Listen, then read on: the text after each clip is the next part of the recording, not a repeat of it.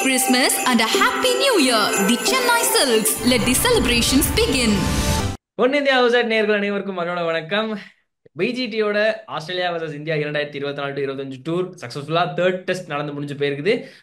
Draw ஆயிடுச்சுங்க. கேபா test பெருசா நம்ம ஒன்னு எதிர்பார்த்தோம், இன்னொன்னு எதிர்பார்த்தோம், ஆனா அது நடக்கல. இன்னொன்னு எதிர்பார்க்காத மாதிரி கடைசி டிராவ் ஆயிடுச்சு. Okay fine.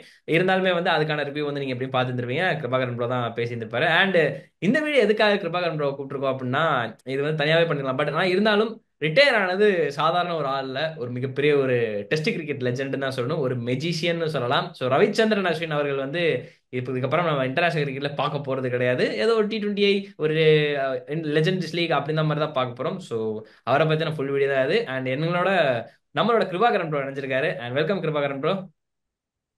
வணக்கம் ப்ரோ. சாரி ப்ரோ, இன்ட்ரோ ரொம்ப பெருசா கொடுத்துட்டேன். இதுல பரவாயில்ல பரவாயில்ல. Okay bro. அண்ட் யாருமே எதிர்பார்க்காத நேரத்துல ரவிச்சந்திரன் அஸ்வின் ரிட்டையர்மெண்ட் அனௌன்ஸ் பண்ணியிருக்காரு. இதை யாராலையுமே ஏத்துக்க முடியல. அட்லீஸ்ட் இந்த பிஜி டீம் முடிஞ்சதுக்கு அப்புறமாவது ரிட்டையர்மெண்ட் அனௌன்ஸ் பண்ணி இருந்திருக்கலாம். அதுவும் கிடையாது. அவர் என்ன சொல்லிட்டார், ரோஹித் சர்மா என்ன சொல்லிட்டாருன்னா, பெர்த்லே நான் ரவிச்சந்திரன் அஸ்வின் ரிட்டையர்மெண்ட் ஆகிறேன் அப்படின்ற மாதிரி சொல்லியிருந்தாரு. ஆனா நான் தான் பிங்க் பால் ஆடிட்டு போயா அப்படின்ற மாதிரி சொல்லியிருந்தேன்ற மாதிரி சொல்லியிருந்தாங்க. ஸோ ஃபர்ஸ்ட் இது ரெண்டாவது கேள்வி வச்சுங்க. ரிட்டையர்மெண்ட் அனௌன்ஸ் பண்ணது உங்களுக்கு எப்படி இருந்துச்சு? என்ன மைண்ட் செட் வந்தது ஃபர்ஸ்ட்? கொஞ்சம் ஷாக்கிங்கா தான் இருந்துச்சு. ஆக்சுவலா அந்த மேட்ச் நடந்துட்டு இருக்கும் போதே ஒரு ட்வீட் ஒன்று வந்துச்சு. ஆக்சுவலா இப்படிதான் எல்லா இந்தியன் ஃபேன்ஸுக்குமே அந்த ஒரு விஷயம் இப்படிதான் இருந்திருக்கும். அதை நான் அப்படியே ஆர்டரா சொல்லிடுறேன். ஃபர்ஸ்ட் ஒரு ட்வீட் ஒன்று வந்துச்சு. ஒரு ஜேர்னலிஸ்ட் போட்டிருந்தாரு, ஒரு பிக் ரிட்டையர்மெண்ட் அனௌன்ஸ்மெண்ட் வருது அப்படின்னு சொல்லியிருந்தாங்க. ஸோ யாருமே அஸ்வினை எக்ஸ்பெக்ட் பண்ணவே இல்லை. நிறைய பேர் கோலி இருக்குமா, ரோஹித் சர்மாவா இருக்குமா ஜடேஜா அப்படி எக்ஸ்பெக்ட் பண்ணாங்க. ஜடேஜாவா இருக்குமா அப்படி எக்ஸ்பெக்ட் பண்ணியிருந்தாங்க. பட் அதுக்கப்புறம் ஒரு ட்ரெஸ்ஸிங் ரூம்ல இருந்து ஒரு வீடியோஸ் மேட்சுக்கு நடுவுலயே காமிச்சிருந்தாங்க. அந்த ரெயின் வந்த உடனே ஒரு ஒரு சீன் ஒன்று காமிச்சிருந்தாங்க. ஒரு கேம் ஒரு இது வச்சிருந்தாங்க. ஸோ அதுல விராட் கோலி அஸ்வினை ஹக் பண்ற மாதிரி, அஸ்வின் டேர்ஸ்ல இருக்க மாதிரி அப்படி அதை பார்த்தோன்னே ஓரளவுக்கு கன்ஃபார்மா அஸ்வின் அப்படிங்கிற மாதிரி எல்லாருமே கன்ஃபார்ம் பண்ணாங்க. பட் அஃபிஷியலா மேட்ச் முடிஞ்சு மேட்ச் டிரா ஆச்சு அப்படின்னோடனே அஃபிஷியல் அனௌன்ஸ்மெண்ட் இந்தியன் டீம்ல இருந்து அப்புறம் நிறைய ட்வீட்ஸ் வந்துச்சு. ஸோ அப்படிதான் இருந்துச்சு. பட் யாருமே எக்ஸ்பெக்ட் பண்ணல. ஏன்னா நேத்து நேத்து டெஸ்ட் மேட்ச் முடிச்சு போகும்போது ஓகே நாளைக்கு இந்தியா ஃபாலோ ஆன தவிர்த்துட்டாங்க, நாளைக்கு டிரா ஆயிரும் மேட்ச், நம்ம 1-1 தான் இருப்போம் அப்படிங்கிற ஒரு ஹாப்பியா நான் நேத்து போனாங்க. பட் இன்னைக்கு மார்னிங் எந்திரிச்சு டெஸ்ட் மேட்சை பார்க்கும்போது அஸ்வினோட ரிட்டையர்மெண்ட் ஓகே டிரா ஆனது ஒரு சந்தோஷமா இருந்தாலும் பட் ஒரு லெஜெண்ட் அப்படின்னு தான் சொல்லணும். ஏன்னா யாருமே எக்ஸ்பெக்ட் பண்ணல. அவருக்கு ஏஜ் 37 ஆனாலும் அவருடைய ஃபிட்னஸுக்கு அவர் இன்னும் ஃபார்ம்ல தான் இருக்காரு. ஸோ இன்னும் நிறைய மேட்சஸ் ஆடலாம். 537 தான் எல்லாம். அனில் கும்ப்ளேவை பிரேக் பண்ணிட்டு போவாரு, அனில் கும்ப்ளேவுடைய விக்கெட்டை தாண்டுவாரு, முத்தையா முரளிதரன் வார்னே ஷேன்வான் பக்கம் போவாரு அப்படின்னு எல்லாம் எக்ஸ்பெக்ட் பண்ணியிருந்தாங்க. பட் இது ஒரு அன்பார்ச்சுனேட் அப்படின்னு தான் சொல்லணும். ஓகே ப்ரோ, இப்போ திடீர்னு ரிட்டையர்மெண்ட் அனௌன்ஸ் பண்ணிட்டாங்க. இதுக்குள்ள ஏதாவது ஒரு சின்ன வேலை நடந்திருக்குமா? ஏன்னா ஆஸ்திரேலியா பிஜிடி கூட்டு வந்திருக்கிறாங்க. நான் ரோஹித் சர்மா என்ன சொன்னார்னா, பெர்த்லே அவர் போறாரு அப்படின்ற மாதிரி தான் சொல்லியிருந்தாங்க. நான் பிங்க் பால் ஆடினதுக்கு அப்புறம் பாத்துக்கலாம் அப்படின்ற மாதிரி அவர் மென்ஷன் பண்ணியிருந்தாரு. இதுக்குள்ள ஏதாவது நடந்திருக்கும்னு நினைக்கிறீங்களா? கண்டிப்பா இல்ல, நான் என்னோட தாட்ல எதுவும் பெருசா இருந்திருக்காது அப்படின்னு நான் நினைக்கிறேன். மேபி அவர் ரிட்டையர்மெண்ட் பிளான்ஸ்ல இருந்திருக்கலாம். பெர்த் டெஸ்ட்ல அவர் ஆட வைக்க டோர்னமெண்ட்ல நடந்திருக்கு அப்படின்றப்போ யாராலையுமே ஏத்துக்க முடியல. அப்ப ஏதோ நடந்திருக்கும் தானே நினைப்பாங்க எல்லாருமே. மேபி இருக்கலாம். ஏன்னா பெர்த்ல அவர் ஆட வைக்கல. அதுவே நிறைய பேர் சொல்லியிருந்தாங்க. வாஷிங்டன் சுந்தர் ஆட வைக்கிறாங்க, அஸ்வினும் ஒரு சீனியர் ஆஃப் ஸ்பின்னர் தான். ஸோ அவர் ஆட வச்சிருக்கலாம் அப்படிங்கிற மாதிரி நிறைய அப்போ அந்த பெர்த் டெஸ்ட் மேட்ச் அப்பவே எல்லாரும் சொல்லிட்டு இருந்தாங்க. மேபி இருந்திருக்கலாம். பட் நம்மகிட்ட எதுவும் சொல்லாத வரைக்கும் நம்ம அதை கன்ஃபார்ம் பண்ண முடியாது. ஸோ அது சம்மந்தப்பட்டவங்க வெளிப்படையா சொன்னாங்க அப்படின்னா தான் அது உண்மை அப்படிங்கிற மாதிரி ஆகும். ஸோ என்ன பொறுத்த மேபி ஆயிருக்கலாம். மேபி அந்த பெர்த் டெஸ்ட் ஏதாச்சும் அவரை பாதிச்சிருக்கலாம். இல்ல அவரு அந்த பிளான்ஸ்ல கூட இருந்திருக்கலாம், இந்த பிஜிடியோட போகலாம் அப்படின்னு. ஸோ அதை நான் லாஸ்ட் இதை சொல்லும் போது ஒவ்வொரு டெஸ்ட் மேட்சுக்கும் ஒரு ஸ்பின்னர்ஸ் அப்படிங்கிற ஒரு இதுல எடுத்துட்டு வந்திருக்கலாம். மேபி அஸ்வின் அந்த ஒரு டெஸ்ட் மேட்ச் அதனால கூட அஸ்வின் ஓகே நம்ம ஒரு டெஸ்ட் மேட்ச் ஆடிட்டு அதுக்கப்புறம் நம்ம இந்த சீரீஸ் ரிட்டையர்ட் ஆகலாம் அப்படிங்கிற ஒரு மைண்ட் செட்ல கூட வந்திருக்கலாம். ஸோ நம்ம எதுவுமே டிசைட் பண்ண முடியாது. ஸோ என்னுடைய தாட்ல அப்படி எதுவும் இருக்காது அப்படின்னு தான் நான் பாக்குறேன். Okay bro. இப்ப வந்து இன்னொரு ஒரு கேள்வி எனக்கு என்னன்னா, வாஷிங்டன் சுந்தர் வந்து ஐபிஎல் ஒரு நல்ல ஃபார்ம்ல கண்டினியூ பண்ணாரு. T20லயுமே வந்து அகைன்ஸ்ட் அதர் கண்ட்ரிஸ் எதிராகவுமே வந்து சமீபத்துல நல்ல ஃபார்ம்ல இருந்தாரு. அண்ட் அது மட்டும் இல்லாம அப்படியே இதுக்கு முன்னாடி டெஸ்ட்ல விளையாண்ட அனுபவம் இருக்கு. ஸோ உள்ளூர்ல டெஸ்ட் போட்டிகள் ஆட வச்சாங்க, நல்லா போட்டாரு. அதுக்கப்புறம் ஆஸ்திரேலியா கூட்டு வந்தாங்க. அப்படின்னு இருக்கிறப்போ அஸ்வினோட ரீப்ளேஸ்மெண்டா வாஷிங்டன் சுந்தர் எல்லாருமே பாக்குறாங்க. அப்படின்னு இருக்கிற போது ஒருவேளை அது வந்து அஸ்வினுக்கு ஒரு ஒரு சின்ன ஒரு பாதிப்பு ஏதாவது இருந்திருக்குமா? இல்ல கண்டிப்பா இருந்திருக்காது. ஏன்னா அஸ்வின் மாதிரியான ஒரு பிளேயர் அப்படிங்கும்போது அவர் வந்து ஸோ அவருடைய யூடியூப் சேனல் நிறைய நம்ம பார்த்துருக்கோம். அவர் போடுற வீடியோஸ் நிறைய பார்த்துருக்கோம். ஸோ அவர் நிறைய இன்டர்வியூஸ் அவர் சொல்ற நிறைய விஷயங்கள் என்னன்னா, ஸோ அடுத்து வர யங்ஸ்டர்ஸுக்கு வந்து நம்ம நிறைய அவர் அகாடமி கூட வச்சிருக்காரு. ஸோ அடுத்து வர யங்ஸ்டர்ஸுக்கு தான் அவரு நல்லா பண்ணணும் அப்படிங்கிற மாதிரி தான் அவரு பார்ப்பாரு ஒழிய இந்த இந்த மாதிரி அவருக்கு இந்த மாதிரியான விஷயங்கள் அவருக்கு பெருசா பாதிச்சிருக்காது. மேபி அஸ்வினுக்கு அடுத்து வாஷி தான். பட் அவருக்கே தெரியும் அஸ்வினுக்கு ஈக்குவலா வாஷி இல்ல அப்படின்னு. ஏன்னா அஸ்வின் அது வந்து எப்படி சொல்றது, அந்த ஒரு 537 டெஸ்ட் விக்கெட் அப்படிங்கிறது சாதாரணமான விஷயமே கிடையாது. ஸோ ஸ்பின் அப்படின்னாலே இப்போ இந்த ஜெனரேஷன் அஸ்வின் தான் சொல்லுவோம். ஸோ ஒரு சின்ன எக்ஸாம்பிள்னா இப்போ 800, 709, 619 அப்படிங்கிற மாதிரி 537 அப்படிங்கிறது வந்து ஒரு லெஜெண்டரி நம்பர். அது வந்து கிரிக்கெட் இருக்க வரைக்கும் அந்த நம்பர்ஸ் அண்ட் அஸ்வினோடைய பேரை வந்து நிறைய ஜெனரேஷனுக்கு சொல்லிட்டு தான் வருவாங்க. ஸோ அப்படி பார்க்கும்போது அஸ்வின் வந்து அந்த மாதிரி அவர் பார்த்திருக்க மாட்டாரு. மேபி இட்ஸ் அவருடைய டைம் டு குவிட் அப்படிங்கிறது அவருக்கு தோணி இருக்கலாம். ஸோ நீ அடுத்து வர பிளேயர்ஸ் இப்போ வாஷி வந்து மேபி இந்த மாதிரி கூட யோசிச்சிருக்கலாம். அவர் இப்போ வாஷி வந்து நியூசிலாந்து சீரீஸ்ல வந்து நல்லா பெர்ஃபார்ம் பண்ணாரு.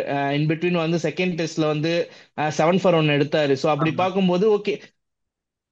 அடுத்த ஓகே, நம்ம இப்போ ஒரு ஆஃப் ஸ்பின்னர் நம்மளுடைய பிக் ஷூஸை வந்து ஃபில் பண்றதுக்கு ஒரு பிளேயர் வந்துட்டாரு. So it's time to quit அப்படிங்கிற மாதிரி அவருக்கு தோணி இருக்கலாம். ஸோ நான் அப்படின்னு கூட நான் ஒரு பாயிண்ட் ஆஃப் வியூல பார்ப்பேன். Okay bro, okay bro. And என்னோட இந்த கேள்வி வந்து இதுக்கப்புறம் ஸ்பின் அப்படின்ற ஒரு இடத்துல வந்து இந்தியாவுக்கு பேர் போன இடம். ஸோ இந்த நம்ம ஹோம் கண்டிஷன்ஸ்ல அஸ்வினை வந்து எந்த அளவுக்கு மிஸ் பண்ண போறோம்? ஸோ ஸோ இந்தியாவில் டெஸ்ட் மேட்ச் நடக்குது அப்படின்னா நிறைய டெஸ்ட் மேட்சஸ் நம்ம ஆக்சுவலாக இந்த சீரீஸ் தான் நம்ம லாஸ் பண்ணியிருக்கோம். பட் இதுக்கு முன்னாடி நிறைய டெஸ்ட் சீரீஸ் நம்ம வந்து ஆப்போனன்ட் டீம் அப்பர் ஹேண்ட்ல 1-0 போய் அதுக்கப்புறம் நிறைய டெஸ்ட் மேட்சஸ் வந்து அஸ்வின் தான் வின் பண்ணி கொடுத்துருக்காரு. அஸ்வினுடைய பவுலிங்கா இருக்கட்டும். பங்களாதேஷ் சீரீஸ்ல கூட நம்ம பேட்டிங் பெருசா டவுன்ஃபால் ஆச்சு. அந்த இடத்துல அஸ்வின் தான் சேப்பாக்ல ஒரு செஞ்சுரி அடிச்சு பார்ட்னர்ஷிப் போட்டு அதுக்கப்புறம் பவுலிங்கும் போட்டு வின் பண்ணி கொடுத்தாரு. ஸோ இதுக்கு முன்னாடி சேப்பாக்ல வந்து 1-0 நம்ம இந்த இங்கிலாந்து சீரீஸ்ல போகும்போது திரும்ப வந்து ஒரு செஞ்சுரி அடிச்சாரு.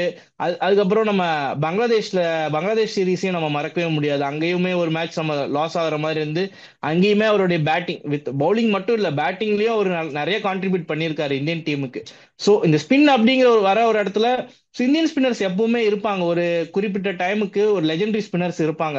கும்ப்ளே இருந்தாரு. கும்ப்ளே கூட ஹர்பஜன் சிங் இருந்தாரு. அதுக்கு முன்னாடி நிறைய லெஜெண்டரி ஸ்பின்னர்ஸ் இருந்தாங்க. ஸோ இந்த ஒரு காலகட்டத்துல அஸ்வின் அண்ட் ஜடேஜாவுடைய எரா அப்படின்னு தான் சொல்லணும். அண்ட் நிறைய மேட்சஸ் இந்தியாவுக்காக ஹோம்ல வந்து வின் பண்ணி கொடுத்துருக்காங்க. அண்ட் ஸோ கிரிக்கெட்டை வந்து ஜஸ்ட் ஒரு கேமா மட்டும் பார்க்காம கிரிக்கெட்டோட என்சைக்ளோபீடியா அப்படின்னு சொல்லலாம் அஸ்வினை. ஸோ அந்த அளவுக்கு ஒரு புதுசு புதுசா லேர்ன் பண்ணிட்டே இருப்பாரு. ஃபீல்ட்ல ஃபீல்ட்லயா இருக்கட்டும், நிறைய பவுலிங் வேரியேஷன்ஸே ஓவர் த இயர்ஸ் அவரது சேஞ்ச் ஆகிக்கிட்டே இருக்கும். நம்ம பார்த்துருப்போம். திடீர்னு பழைய பவுலிங் ஸ்டைல்லயே வந்து போடுவாரு. திடீர்னு ஒரு சேஞ்சா இருக்கும். ஸோ அந்த மாதிரியான விஷயங்களை வந்து கண்டிப்பா அது நம்ம கிரிக்கெட் பார்க்குற நமக்கே வந்து புதுசு புதுசா இருக்கும் அவர் பண்ற விஷயங்கள்லாம். ஸோ அது நம்மளுக்கே நிறைய வந்து கத்துக்க வைக்கும் கிரிக்கெட்டை பத்தி. ஸோ அது எல்லாமே வந்து கண்டிப்பா மிஸ் பண்ணுவாங்க. ஸோ அது அந்த ஒரு இடத்த வந்து இதை விட 537 தாண்டி யாரோ ஒரு ஸ்பின்னர் ஃபியூச்சர்ல எடுக்கலாம். பட் அஸ்வின் கொடுத்த இம்பாக்ட், அஸ்வின் கிட்ட இருந்து நம்ம கத்துக்கிட்டது எல்லாமே வந்து அதை வந்து யாருமே ரீப்ளேஸ் பண்ணவே முடியாது. Okay bro, okay bro, okay bro. இப்போ இதுக்கப்புறம் வந்து கண்டிப்பா நிறைய ரவிச்சந்திரன் அஸ்வினை பத்தி பேச போறாங்க. அது இன்னும் உண்மைதான். ரவிச்சந்திரன் அஸ்வின் பண்ண தரமான சம்பவங்கள்ல உங்களுக்கு ஒன் ஆஃப் மோஸ்ட் ஃபேவரட் அப்படின்றது ஒரு 2-3 ஏதாவது சொல்லுங்களேன். ஓகே, அவர் வந்து டெஸ்ட் கிரிக்கெட்டுக்கு தான் ஃபேமஸ் அப்படின்னு டெஸ்ட் கிரிக்கெட் தான் நிறைய விளையாண்டுருக்காரு. பட் அவர் பண்ண தரமான சம்பவம் வந்து T20 இன்டர்நேஷனல்ஸ்ல இந்த பாகிஸ்தானுக்கு எகேன்ஸ்டா மெல்போர்ன் நான் அந்த லீவ் யோசிச்சுட்டு பண்ணது. இருந்தேன். நான் லிஸ்ட்ல வச்சிருந்தேன். நீங்களும் வச்சிருக்கீங்க. Okay, fine.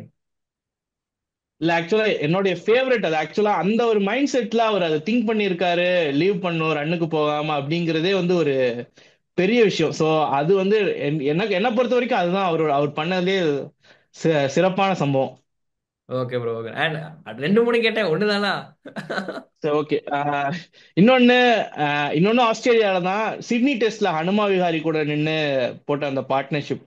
ஓகே ஓகே அது வந்து என்னுடைய ஃபேவரட். ஏன்னா அது அந்த மேட்ச் பார்க்கும்போது ஓகே டிரா பண்ணிட்டாங்க அப்படி அந்த மேட்சோடைய கொஞ்சம் பெருசா நான் எக்ஸ்பிளைன் பண்ணலாம் அப்படின்னு நினைக்கிறேன். ஏன்னா அந்த மேட்ச் வந்து நிறைய இன்ஜுரிஸ் அங்க நின்று இருந்த அனுமா விகாரிக்கும் காலில் அடிபட்டிருக்கும், அஸ்வினுக்கும் முதுகுல ஒரு சின்ன இன்ஜுரி இருக்கும். அதுக்கப்புறம் ஜடேஜா ஆக்சுவலா அந்த மேட்ச் வந்து ரூல்ட் அவுட் தான். பட் கையில கட்டு போட்டு ஒன் ஹேண்ட்ல பேட்டை பிடிச்சிட்டு உட்காந்துட்டு இருப்பாரு. ஸோ எல்லாருமே ஒரு 60 ஓவர் எப்படி சமாளிக்க போறாங்க, இந்த மேட்சை டிரா பண்ணுவாங்களா அப்படின்னு நினைக்கும் போது இவங்க 2 பேருமே நின்னாங்க. அது ஆக்சுவலா அந்த அந்த மேட்ச் முடிஞ்ச உடனே அவர் வந்து இன்டர்வியூஸ்ல சொல்லும் போது அவருடைய சேனல் அவர் சொல்லும் அந்த அந்த குட்டி ஸ்டோரின்னு ஒரு ஒரு செஷன் போடுவாரு. ஸோ அதுல வந்து அவர் அதை எக்ஸ்பிளைன் பண்ணியிருந்தாரு. அடுத்த மேட்ச் அவர் காபாக்கு ஃபிளைட்ல போகும்போது இந்த மினி சார்ட்டர்ல போகும்போது பெயினோடய போனாராம், அவர்னால உட்கார கூட முடியல சரியா அப்படின்னு சொல்லியிருந்தாரு அதுல. ஸோ அப்படின்னா எந்த அளவுக்கு டெடிகேட்டடா அந்த மேட்சை டிரா பண்ணாங்க அப்படின்னு தோணுச்சு. ஸோ அது வந்து அவர் பண்ணதுலேயே வந்து அது அது ஒரு சம்பவம் எனக்கு ரொம்ப ஃபேவரட்.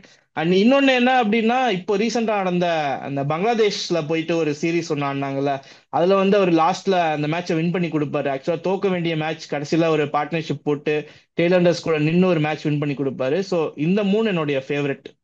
Okay bro. அப்புறம் ஆப்வியஸ்லி கேட்டீங்க அப்படின்னா பட்லருடைய நான் ஸ்ட்ரைக்கர் அண்ட் ரன் அவுட் அது சொல்லலாம். Okay okay. ஆக்சுவலா மோஸ்ட் ஆஃப் த எல்லாரோட ஃபேவரட்ஸ்மா வந்து ஒன் ஆஃப் த பெஸ்ட் சம்பவமா நீங்க சொன்ன அந்த உலக T20 2022 அந்த வெல் லெஃப்ட் அப்படின்னு சொல்லுவாங்க அந்த இடத்த.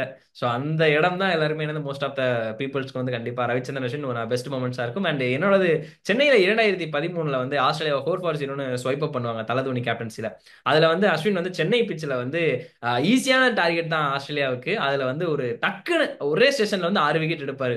அதுக்கப்புறம் தான் ஒன் ஆஃப் ஹோம் கண்டிஷன்ல பெரிய லெஜெண்ட் ஆனாரு. ஸோ எனக்கு அதுல ஒன் ஆஃப் பெஸ்ட் சம்பவமா எனக்கு தோணுச்சு. அண்ட் இதுக்கப்புறம் கண்டிப்பா இந்தியா டீம் வந்து அஸ்வினை மிஸ் பண்ணுவாங்க. அண்ட் அந்த இந்திரன் சந்திரன் காம்போ எப்படி இருந்தது, இதுக்கப்புறம் அதை பார்க்கவும் மாட்டோம் அப்படின்னு இருக்கிறப்போ அது எப்படி இருக்கு உங்களுக்கு? அது வந்து one of the legendary combo அப்படின்னு சொல்லி கிரிக்கெட்ல வந்து அந்த ஒரு டியோஸ் வந்து ஃபேமஸான டியோஸ் நம்ம நிறைய சொல்லுவோம். இப்போ வந்து ரோஹித் கோலி, ரோஹித் டோனி, கங்குலி அண்ட் சச்சின், சேவாக் அண்ட் சச்சின், அந்த மாதிரி அந்த ரெண்டு அந்த பேர்ஸ் வந்து ரொம்ப அது ஆக்சுவலாக நிறைய பேசப்பட்டது. ஸோ இந்தியாவில் மட்டும் இல்லை எல்லா ஓவர் த வேர்ல்டு அந்த பேர் அப்படிங்கிறது வந்து இருக்கும். ஸோ அப்போ அதுல வந்து இப்போ ரீசெண்ட் டைம்ஸ்ல நம்ம இந்தியன்ஸ் நிறைய பேசப்பட்ட காம்போ அப்படின்னா இந்திரன் அண்ட் சந்திரன், அஸ்வின் அண்ட் ஜடேஜா. நிறைய இப்போ ஐபிஎல் ஆக்ஷன் முடிஞ்ச உடனே திரும்பவும் ஐபிஎல்ல 2 பேரும் ஒன்னா ஒரே டீம்ல விளையாட போறாங்க அப்படிங்கிறது ரொம்ப ரொம்ப ஹாப்பியா இருந்துச்சு. எல்லாருமே ரொம்ப சந்தோஷமா அந்த விஷயத்த கொண்டாடிட்டு இருந்தாங்க. சிஎஸ்கே ஃபேன்ஸ் எல்லாருமே ஓகே அஸ்வின் திரும்ப வராரு, இந்திரன் அண்ட் சந்திரன் அட் சேப்பாக் அப்படின்னு மாதிரி ட்வீட்லாம் போட்டு நிறைய செலிப்ரேட் பண்ணிட்டு இருந்தாங்க. அண்ட் இப்போ இதுக்கு முன்னாடி நியூசிலாந்து சீரீஸ்ல வாஷிங்டன் சுந்தர் வந்த உடனே இந்திரன் சந்திரன் சுந்தரன் அப்படின்னு சொல்லிட்டு எல்லாம் எக்ஸ்பெக்ட் பண்ணிட்டு இருந்தாங்க. நான் வந்து இந்த ஒரு காம்போ இவங்க 3 பேர் சேர்ந்து ஓகே அஸ்வின் வந்து ரிட்டையர் ஆக போற ஏஜ் வந்துருச்சு, ஒரு 2-3 இயர்ஸ் விளையாடுவாரு. ஹோம் கண்டிஷன்ஸ்ல இவங்க 3 பேரும் நான் இந்த ட்ரையோவை பாக்குறதுக்கு நான் ரொம்ப எக்ஸ்பெக்ட் பண்ணி காத்துட்டு இருந்தேன். பட் அது வந்து அந்த ஒரு சீரீஸ் தான் நமக்கு கிடைச்சது அப்படிங்கும்போது அது ரொம்ப வருத்தமா இருக்கு. ஸோ ஜடேஜா ஆடுவாரு, வாஷி ஆடுவாரு, பட் அஸ்வினை வந்து எல்லாருமே கன்ஃபார்மா தேடுவாங்க. ஸோ ஹோம் சீரீஸ் வரும்போது ஸோ இப்போ வந்து எல்லாரும் ஓகே ரிட்டையர் ஆனதுக்கு ரொம்பவே சோகமா தான் இருப்பாங்க. பட் ஹோம் சீரீஸ் ஆடும்போது நமக்கு அந்த இம்பாக்ட் அஸ்வினோட அருமை வந்து என்னன்னு அப்ப தெரியும் நமக்கு. Okay bro. Okay bro. Okay bro. எல்லாருமே வந்து கண்டிப்பா அஸ்வினை மிஸ் பண்ணுவோம். அண்ட் நம்ம ஒன் இந்தியா ஹவுசர் சார்பா வந்து கிருபாகரன் ப்ரோ என்னோட சார்பா ஒட்டுமொத்தமா வந்து happy retirement and thank you Ash அண்ணா அப்படின்னு தான் சொல்லணும். ஏன்னா அதுக்கப்புறம் வந்து அவர் நம்ம ஒரு பையன் முழுக்க முழுக்க வந்துருவாரு. ஸோ அதனால இன்டர்நேஷனல் கிரிக்கெட் ரிட்டையர்மெண்ட் ஆகிறார் அப்படின்ற இல்லாம அவரோட சாதனைகள் இன்னைக்குமே பேசப்படும் அப்படின்றத வந்து மென்ஷன் பண்ணிக்கிறேன். அண்ட் தேங்க்யூ கிருபாகரன் ப்ரோ உங்களோட டைம் வந்து இந்த இன்டர்வியூமே கொடுத்ததுக்கு. அண்ட் நீங்களும் தேங்க்யூ பார்த்து ப்ரோ. சொல்லுங்க மக்களே. Yes thank you bro. நீங்களும் பார்த்து சொல்லுங்க மக்களே, இந்த இன்டர்வியூ தவிர்த்து ரவிச்சந்திரன் அஸ்வினோட நான் பெஸ்ட் சம்பவம் எது அப்படின்னு தரமா கீழே கமெண்ட் பண்ணுங்க. வேற ஒரு வீடியோ நானும் கிருபாகரனும் உங்களை சந்திக்கிறேன். மண்டில் வணக்கம். Merry Christmas and a Happy New Year! The Chennai Silks. Let the celebrations begin.